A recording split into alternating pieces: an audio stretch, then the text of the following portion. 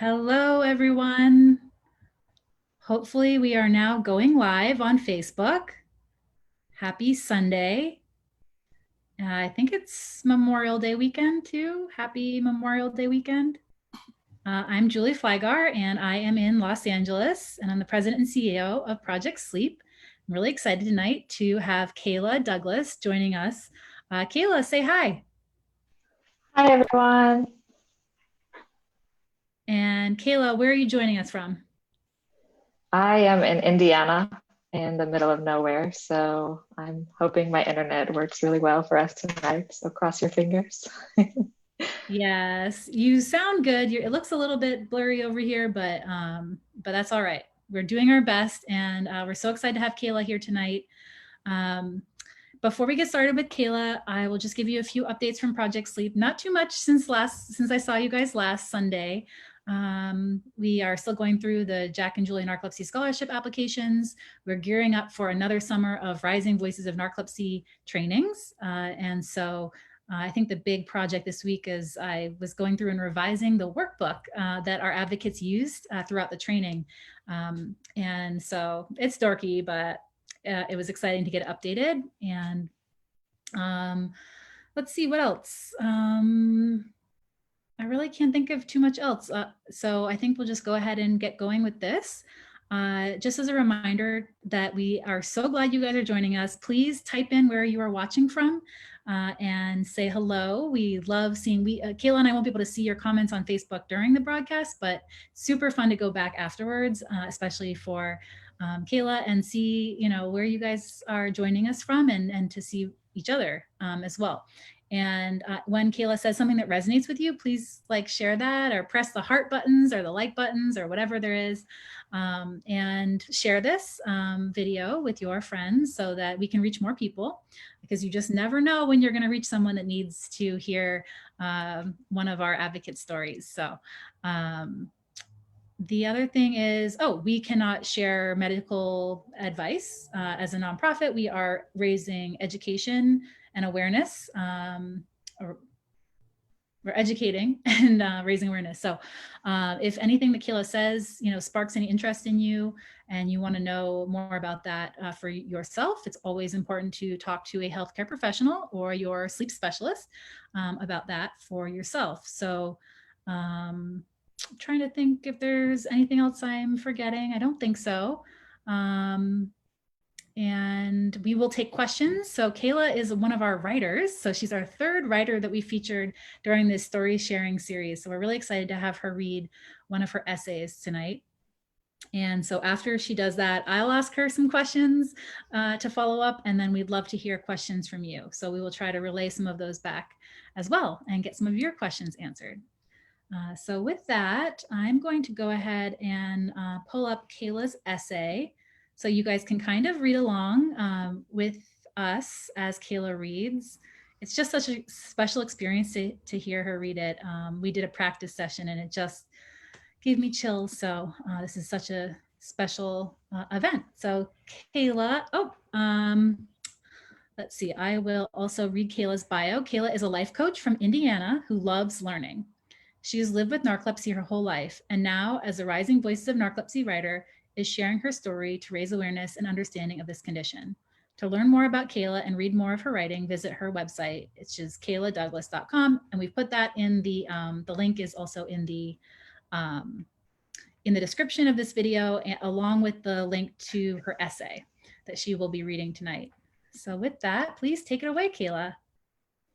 All right. Thank you so much, Julie. I'm really excited to be sharing tonight.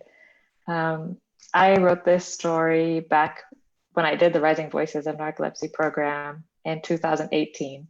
And the idea was for this to be kind of a Halloween article. That was the hook. We wanted to get people to read it for Halloween. I did kind of jump the gun and I published it a little bit early, but that's why you'll hear some Halloween references. So, all right, scared of the dark. The narcolepsy symptoms that nobody talks about. One night around age 8, I was lying in bed thinking of the fun I had had that day with my family. I opened my eyes slowly to see a huge, hairy, man-like monster hovering above me on the ceiling. His appendages stuck to the plaster effortlessly, like a giant spider, and I could see his gigantic teeth waiting to sink into my flesh. I was completely paralyzed, so much that I couldn't even scream. I lay there on my Care Bear sheets, trapped in my own body, unable to even clench my fists or turn my head away from the terrifying sight above me. He dropped onto my chest, and I could feel the enormous pressure of his weight. The next thing I knew, it was morning. As a child, demons and ghosts weren't just for Halloween. They were in my life all year round. Sometimes it felt like I was trapped in a horror movie. I could see things that other people couldn't. The demons didn't come to visit any of my siblings. I had asked them, and they laughed at me for having nightmares like a baby.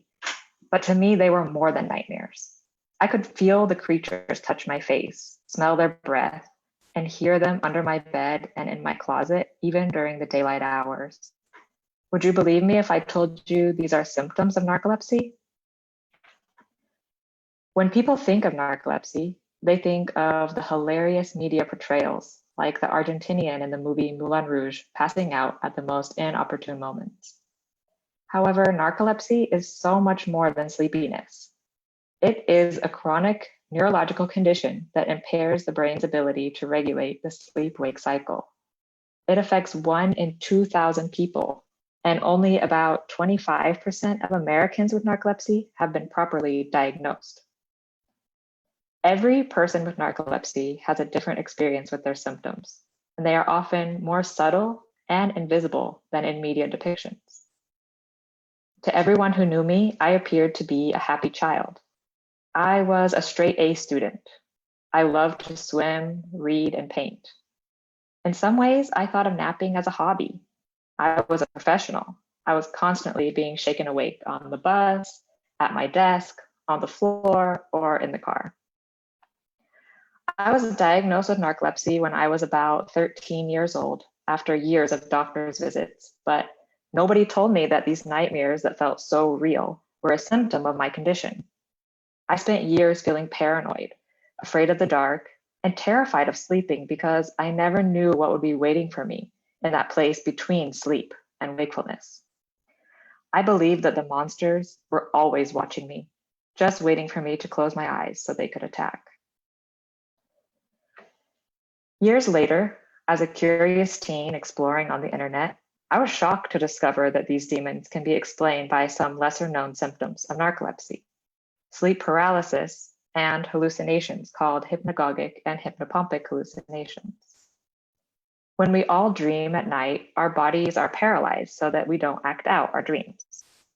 Living with narcolepsy, the boundaries between being awake and asleep are broken down. So I was experiencing aspects of dream sleep while partially conscious, seeing things, hearing things, and feeling touch as if it was real.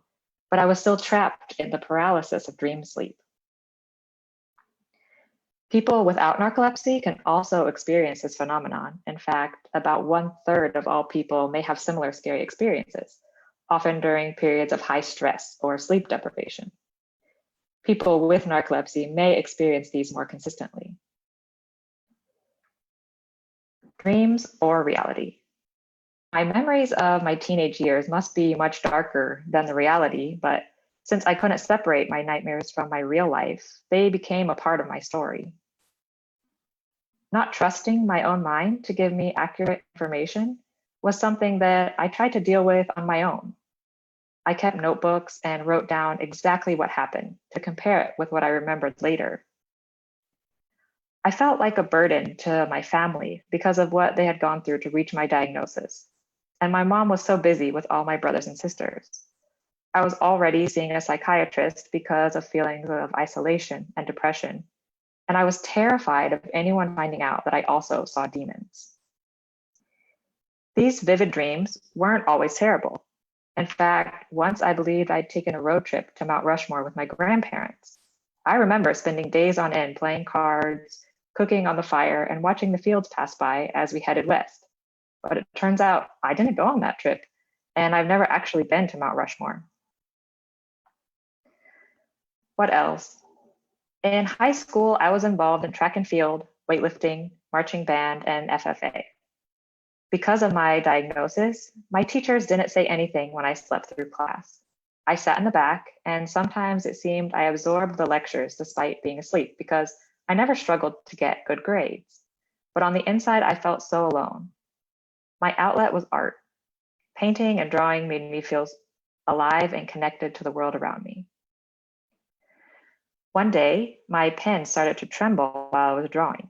I felt my fingers loosening on the pen and everything slowed down like a movie reel. I stared at my right hand as the pen slowly slid across the page, and I realized I couldn't move that hand, but my arm and shoulder were working fine. I don't know how long I stared at it in disbelief before I felt sensation returning. It was like the feeling when your hand has been sleeping and you finally slapped it back to life, but it all happened so fast, I wasn't sure what it was. As time went on, I experienced it more, sometimes in my face, my knees, but mostly in my hands. It was just another secret I tucked away about the ways my body could betray me.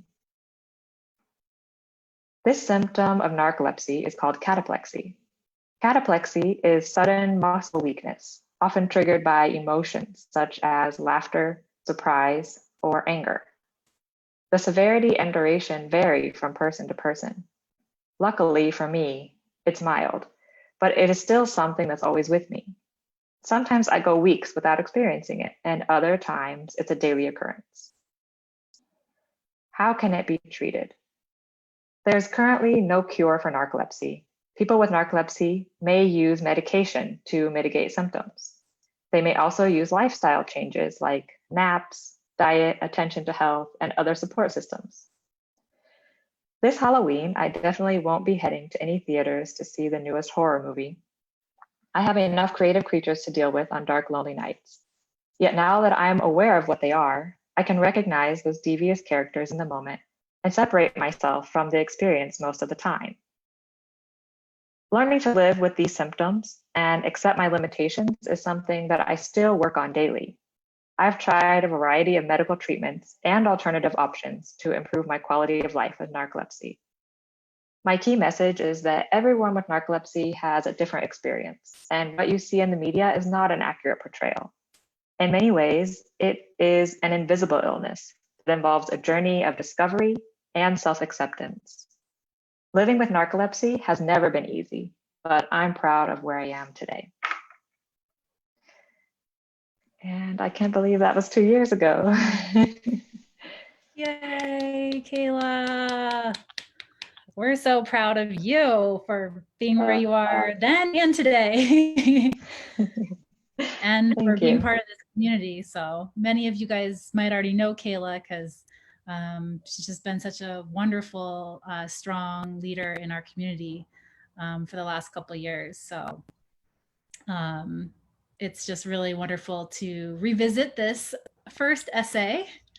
Does it feel like a long time ago or does it feel like yesterday? It's weird, like it's both. Like in some ways it feels like forever ago that we were drafting and like I was going through the Rising Voices program, but then like in other ways it's like, has it really been 2 years? Yeah. And it was wonderful to get to know you. And I feel like, you know, what I guess I wanted to ask a little bit more about your experience coming into the program. And I'm not actually sure if I know the answer. Like what drew you to get involved in the program? Had you always considered yourself a writer? Because I know you mentioned here that you were an artist and you like painting, but you know, was writing something that had always interested you or? Yeah, definitely. I had always liked writing. I think what drew me in was wanting to meet other people with narcolepsy, and to like have that connection. I was a little more nervous about sharing my story with people who don't have narcolepsy. That was like the bigger step, but the experience of being in the program and meeting everyone in the program was like more of what I was looking for. And it was amazing. And it still has been amazing ever since. And then taking that step to like share it outside and like think about family and friends, seeing it was like scary, but so empowering in the end. I wouldn't change it for anything. Yeah, what were some considerations for you in I know you just said that, you felt a little bit scared, but did you think about, telling people in advance that you're going to be doing this, or, did you get any interesting responses from people that were already in your community? What was that like? Yeah, definitely. I thought about it in advance, like about telling my family and um, a few close friends, because I thought I might need extra support after posting it. Like, I didn't know what kind of comments I would get. Um, the majority of the comments were really positive, and people were so thankful that I had shared about nightmares and how like big of an impact they carry, because they're really downplayed by the medical side, I think. Uh, and really, there was only one negative comment that I kind of had to take some space and deal with. It's actually on this article. Yeah, Um, let's get to that. That's why I left this. We could just go on. Okay, we had a beautiful response, a brave and honest piece. Yes, that's so nice. And then we have this one. Do you want to read it, or do you want me to read it? yeah, you can read it. Okay, I'm gonna be Mary. Sorry. Oh no, these are demons that visited you. Please look into this. You landed up having a disease due to the demons infesting you. They come to steal, kill, and destroy anything good in our life. Jesus set me free from the same childhood visitation. Please ask Jesus to show you these ugly creatures will also attack your children. I hate Satan with a passion for what he does to little innocent children. Check out Scott Hensler show on YouTube.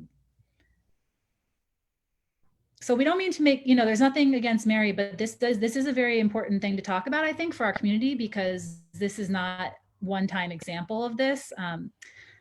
And it's happened to me a lot for a YouTube video that I shared about hypnagogic hallucinations and sleep paralysis. So we did want to highlight, not to put Mary down, but Kayla wrote a beautiful response back, and tell us, what was that when you received it, and did you think did you know that you were going to write her back, or did you take time and think about it? Or Yeah, I think I waited like a day or two. It was really hard. I kept wanting to go back and just like write out an angry reply. But I did believe some of the things she said as a kid. And like, I grew up in a very Catholic family. And that's probably why I didn't tell anyone that I was having these experiences, because, they were already worried about me. Like, why is this young child sleeping everywhere all the time? And like, the doctors couldn't see anything. So obviously they were worried it was like a spiritual thing. And they were telling me I needed to pray more. And people were always telling me, I'm praying for you.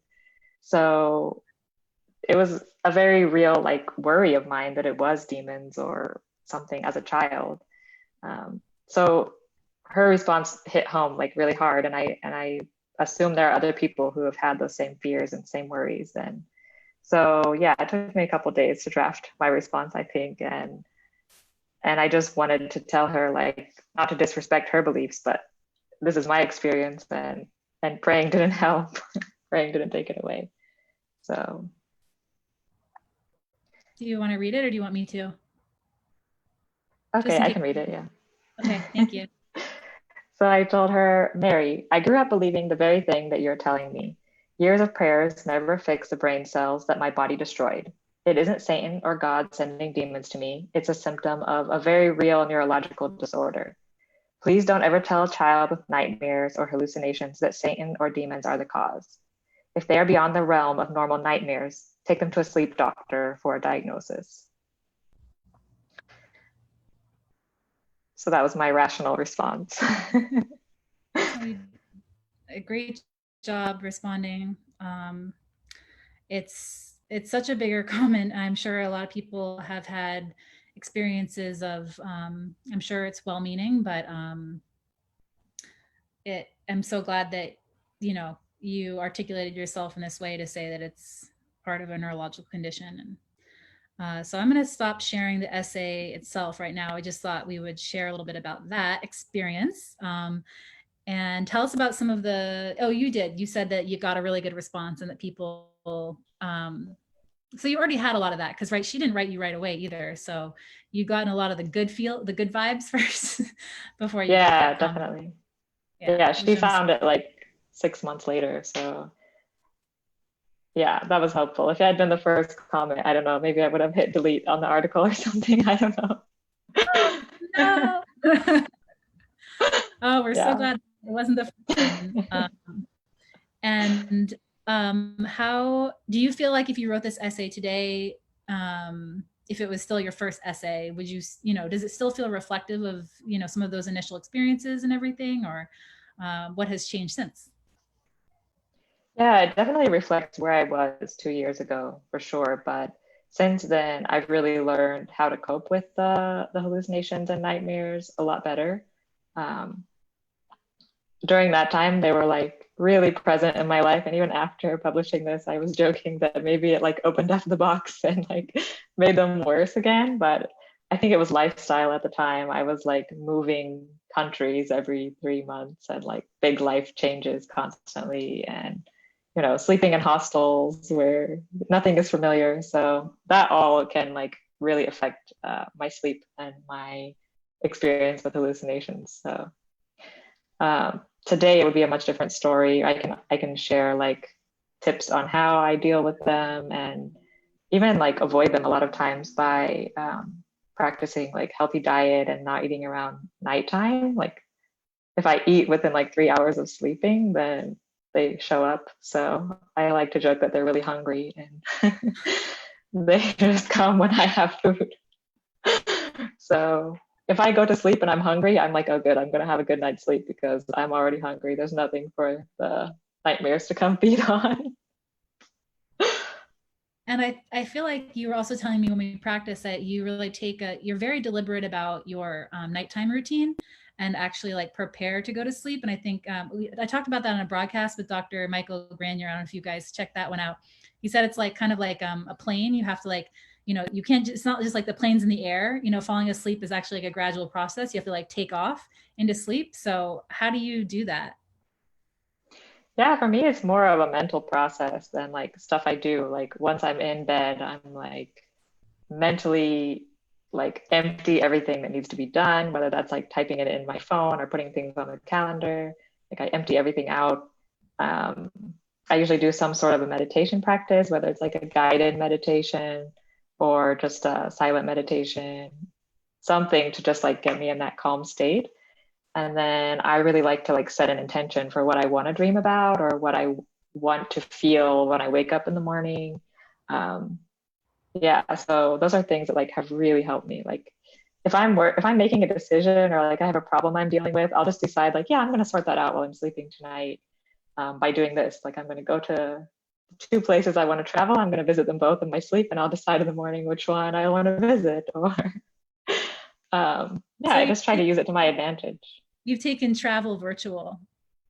So now Yeah, that people aren't traveling, you're going virtual with it. All right, guys, there's a whole new dimension. yeah. Lucid So dreaming travel is much cheaper than airline travel.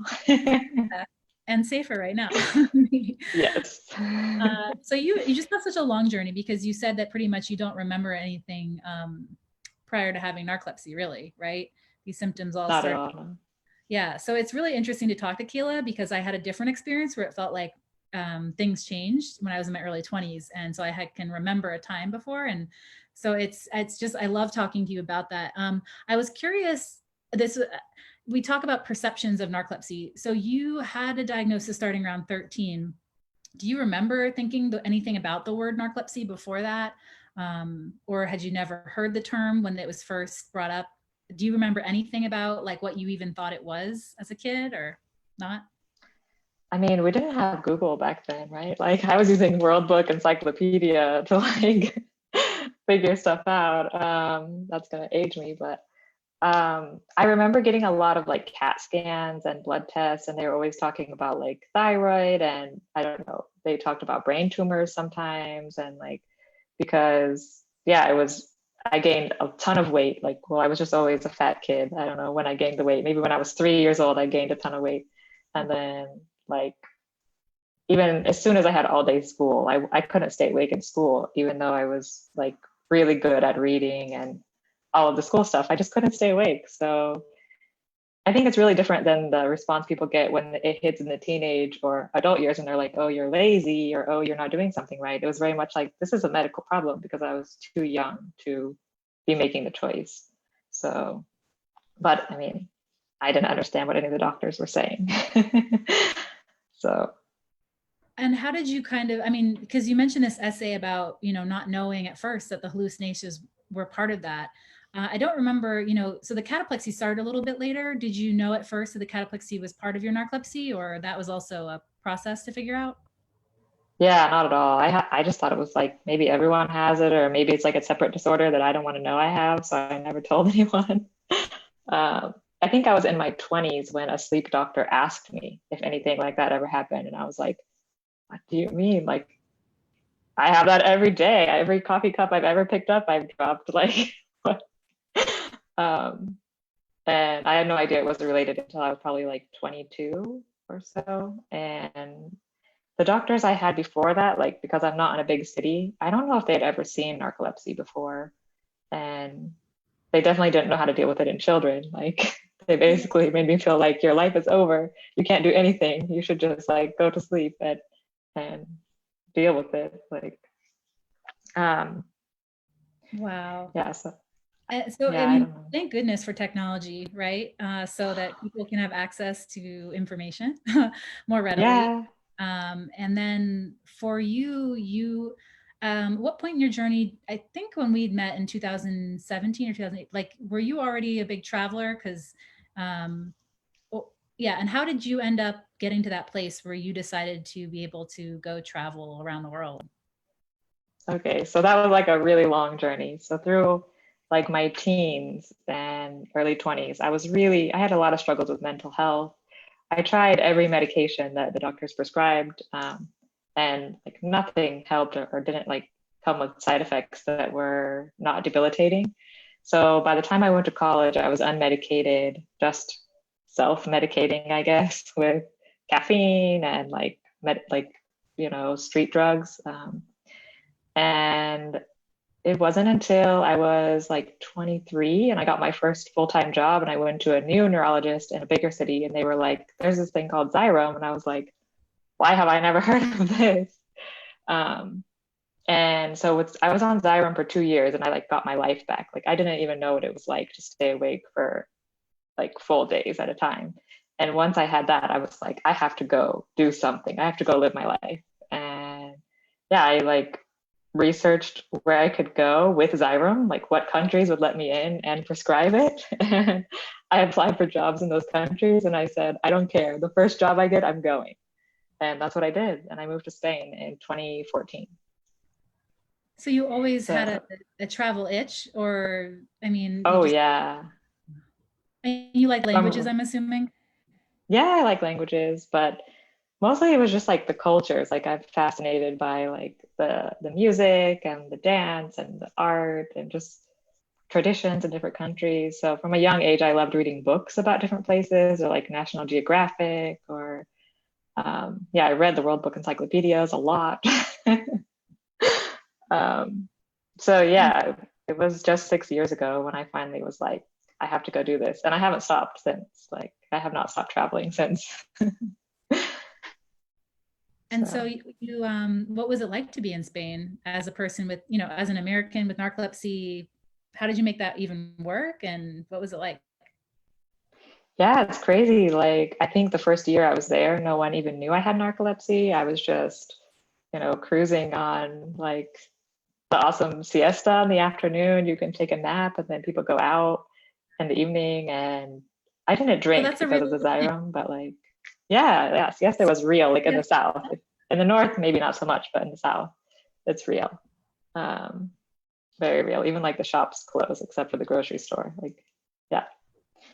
So that was great. And then I think it was my second year there, like the lifestyle started catching up with me, like no sleep schedule. And I got like a flu or something, and then I couldn't get over the symptoms. I was just sleeping all the time. So that was when I had to start like really taking action and seeing a doctor and um, figuring out some new ways to cope because they wouldn't prescribe me Xyrem there actually, like I thought they would. So I made a huge switch to like using diet and lifestyle as my medication, and that was amazing. Um, and yeah, that I You were haven't. Yeah, I was in Spain, and they recommended like cutting out sugar and carbs and gluten and things like that. Just seeing like it wasn't like follow this diet; it was like try these different things, see what feels good for you, and and yeah, by like a few months in, I couldn't even like tolerate the Xyrem anymore. It was too strong, and I just like was able to go off of it slowly. And yeah, so since then, there have been a few times on and off where I've gone back to medication for various reasons, but as of now, like 2 years, I've taken no medication. So that Where really else, helps with traveling. yeah. So where else have you been? Oh my gosh. I lived in Spain for 4 years. So every holiday I could travel within Europe super cheap. So I've been to like, I don't know, 20 countries in Europe. I can't even begin to list them all. And then in 2018, I moved to Asia. I'm living in Myanmar, or Burma, as they call it here. Um, so I've been there for 2 years, and I'm just here in the US for the pandemic, and then I'll go back hopefully next month. So I've traveled a bit, like Thailand and Malaysia, Japan. Um, yeah, but That's awesome. yeah. And I, I'm trying to remember when that was your first essay. And I mean, I think that was, I mean, we've kind of said that was kind of a big deal, right? When you published it. Yeah, it felt like a big deal to like, felt like coming out as narcoleptic or having narcolepsy. Yeah. And you have not stopped ever since because you've been probably the most prolific writer in our program. Do you even know how many, articles now you've published about, health and your experience now?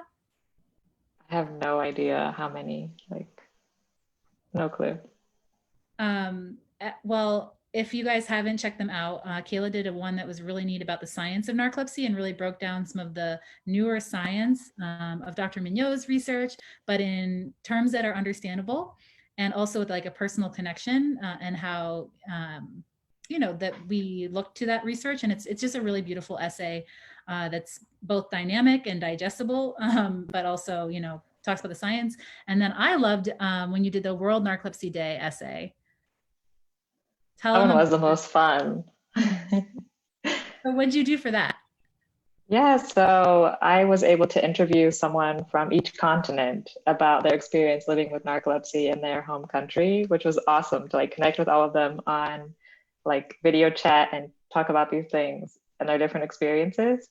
And then I did my best to whittle it down into an article. I think I had enough content for a book. Um, but yeah, I really enjoyed that, and just seeing how different some of our experiences are with what we have access to and what we are told as patients, and even the community support we have available. And Project Sleep like connects everybody, all of those countries and all those people I talk to know about Project Sleep, even if I didn't know about the organizations that they connect with in their home country. So that was really cool to just like see all the little puzzle pieces coming together. Was there anything surprising that you learned in writing that article? The most surprising. Gosh, there's so many things. I think maybe the most interesting idea was of thinking about Japan and their culture and how like ostracizing it is there to be sleepy, because their culture is like your worth is determined by how much work you can do. And I think America does have that to an extent, but there it's like really visible and it's pushed really hard. Um, so that perspective was really interesting. Everyone's was interesting, but that one is standing out in my head right now. Um, yeah. Which reminds me of something we've talked about before another time, which I think is kind of a cool concept, is when you have gone to a new country, and I don't want to put words in your mouth, so you can correct me if I'm wrong, but it is an opportunity to kind of reset. You create new relationships, and so you can reset expectations for those relationships, and you can kind of be a new person almost. I mean, not in a creepy way, but like, how we all have these relationships with people and you're kind of stuck in routines. But when you go somewhere new and you're interacting with new people, it's kind of a reset button in a way. Does that feel right to your experience?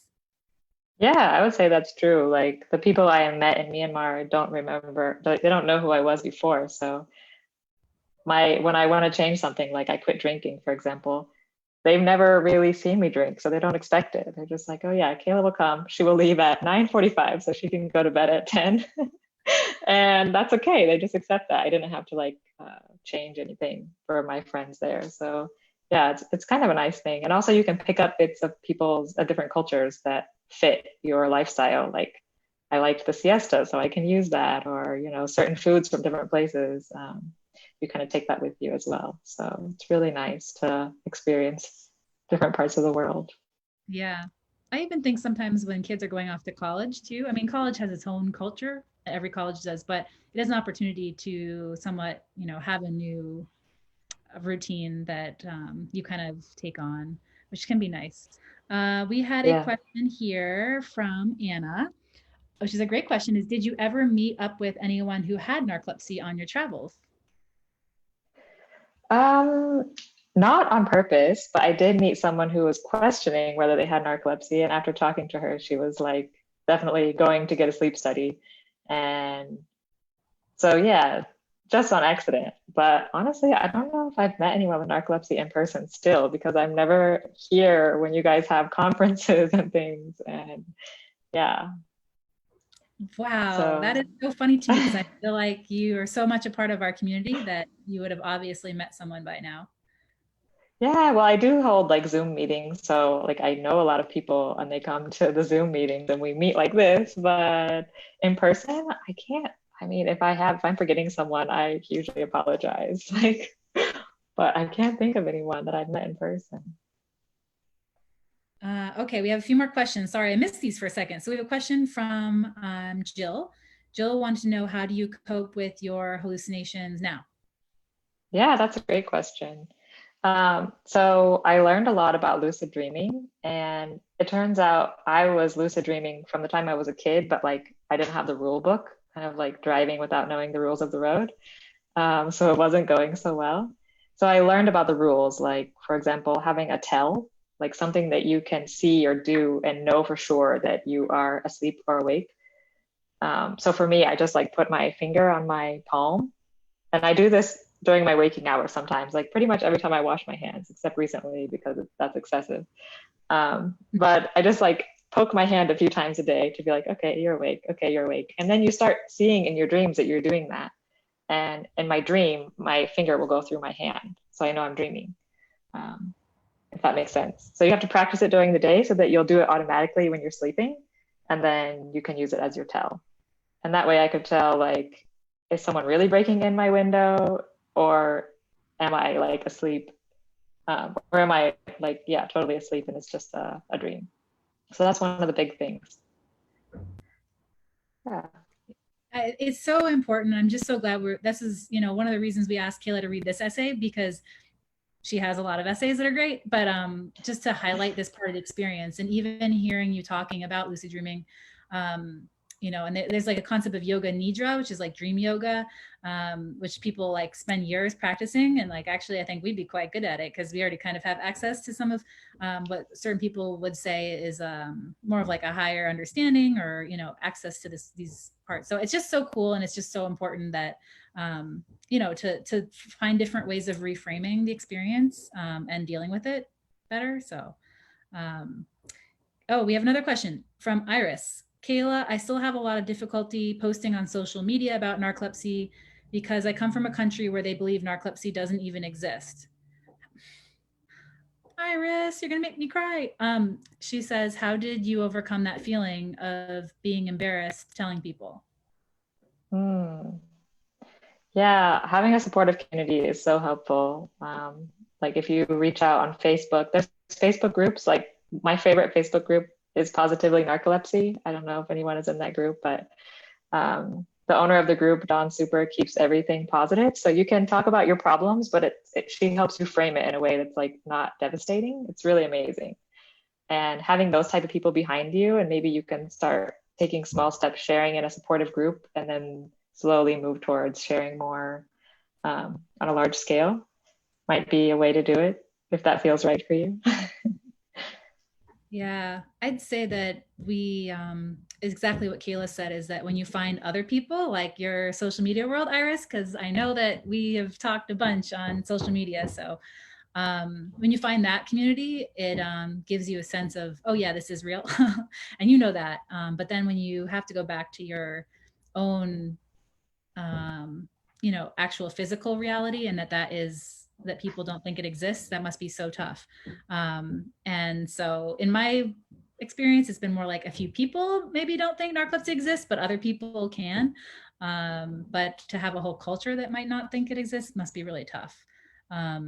So don't think we really have a solution for that entirely, except for, you know, continuing to raise awareness. And I imagine that there are people like you, also, you know, with other things that maybe people don't think that exists, you know, and finding, not maybe they don't have narcolepsy, but maybe they have other conditions or chronic conditions or invisible conditions, and hopefully finding support from people that are going through similar stuff.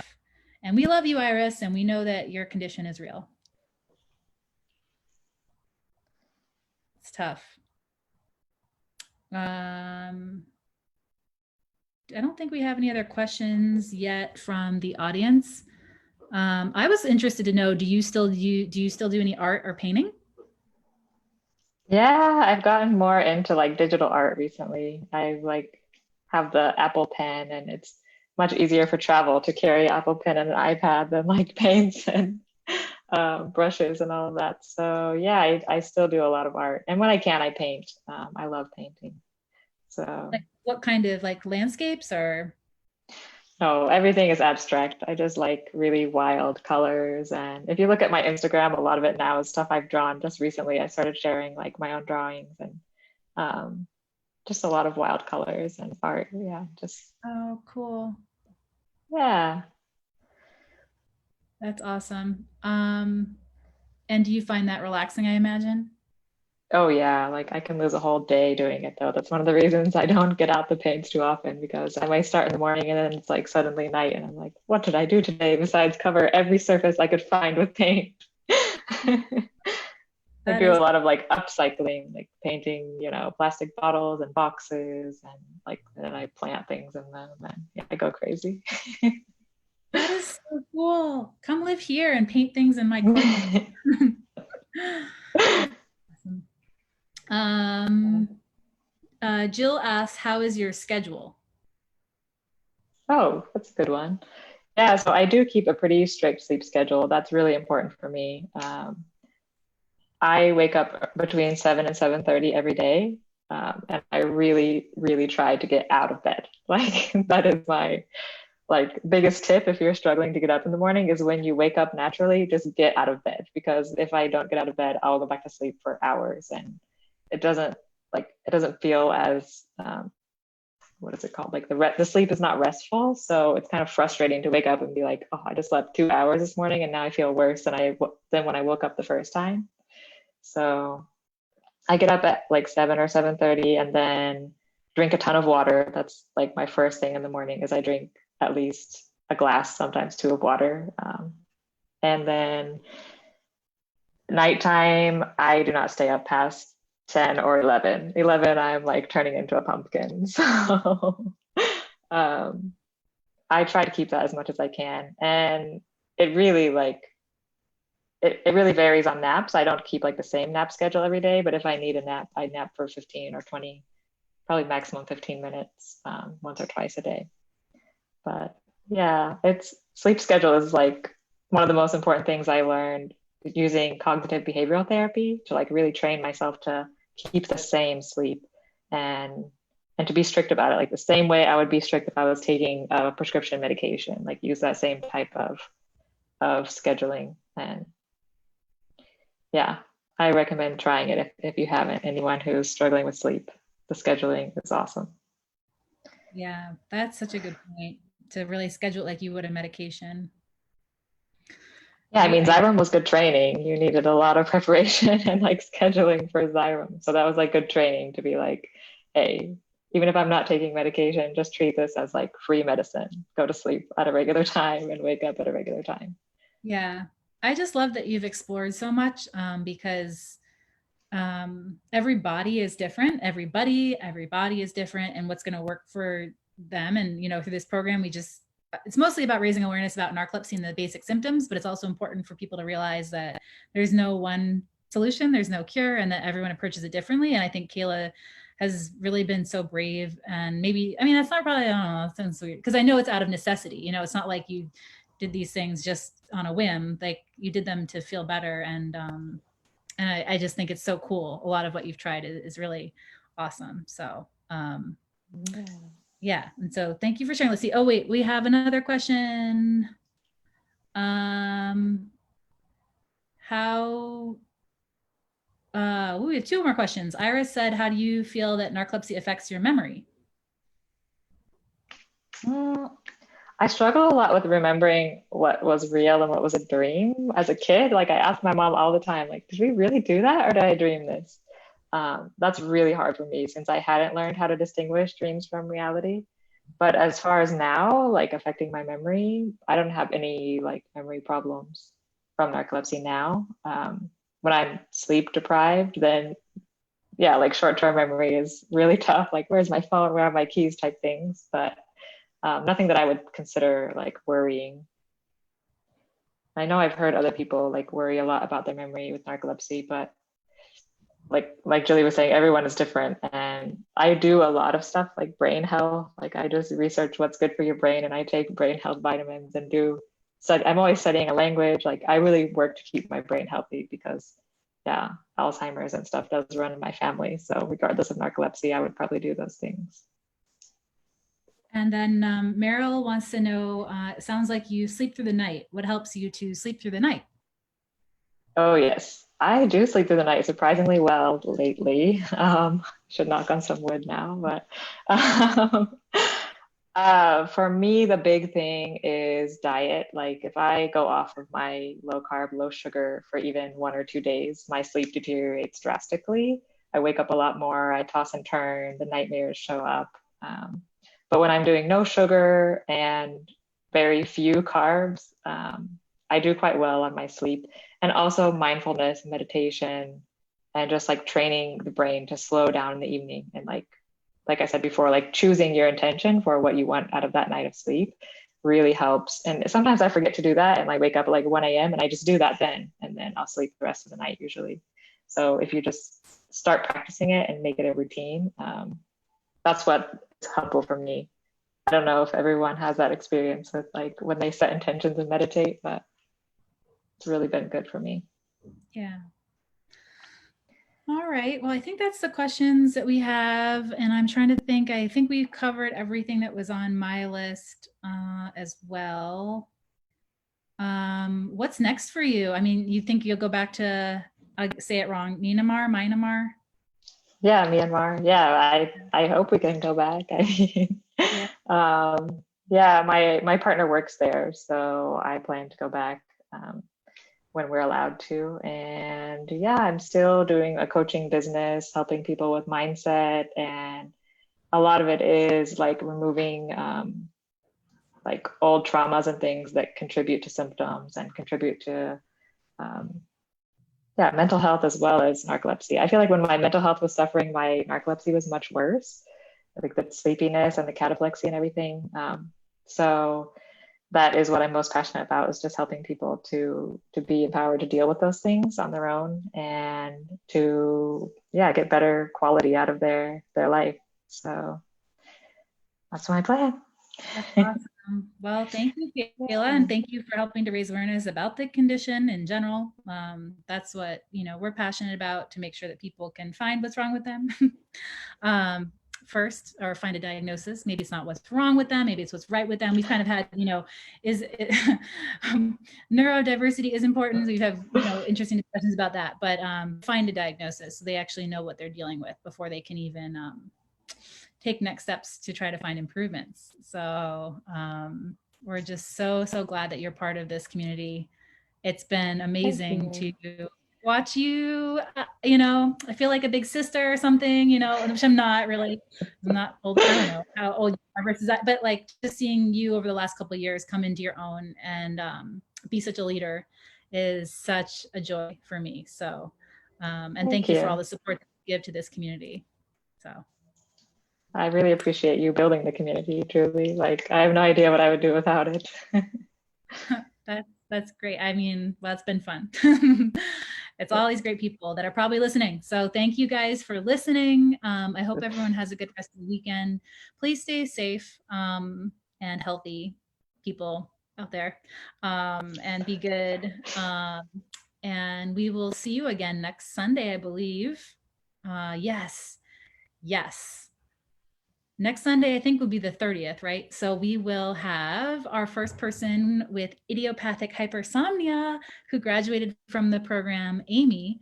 She will be sharing her story. So we're really excited about having Amy's presentation. The official announcement will come out Tuesday, but if you watch the broadcast, I think you should get a little extra, the preview.